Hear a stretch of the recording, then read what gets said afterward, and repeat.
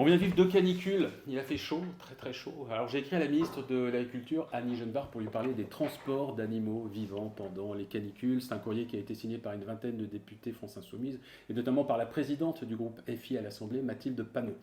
Alors c'est une question qui n'est pas du tout anecdotique parce que la chaleur affecte tous les êtres vivants.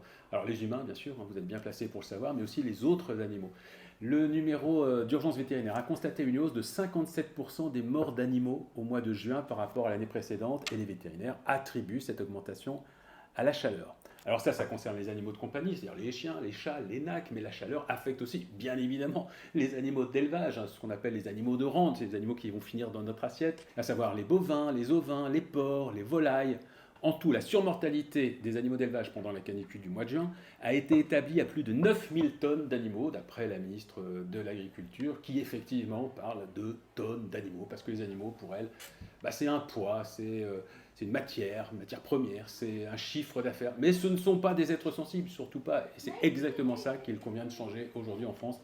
C'est le regard que l'on porte aux animaux, à tous les animaux, et notamment aux animaux d'élevage. Et donc, pour revenir au transport d'animaux, actuellement, le règlement européen prévoit que pour les longs trajets, c'est-à-dire les trajets de plus de 8 heures, la température dans la remorque ne doit pas excéder 30 degrés. Mais il y a une tolérance de 35 degrés. Ça veut dire que la température ne doit pas excéder 35 degrés en réalité. Mais c'est déjà beaucoup trop. Parce que les truies, par exemple, elles commencent à être mal au-delà de 22 degrés.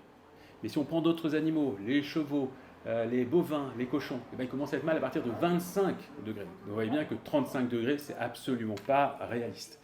Et puis en plus, ça ne concerne pas tous les animaux. Les volailles, les lapins, les poissons ne sont pas concernés par cette mesure. Pour ces animaux-là, il n'y a pas de limite de chaleur, on s'en fout complètement. En France, un arrêté prévoit, depuis 2019, que dès qu'un département est placé en alerte orange ou rouge, le transport de certains animaux est arrêté entre 13h et 18h. Donc juste pendant 5 heures de la journée, c'est évidemment bien trop peu.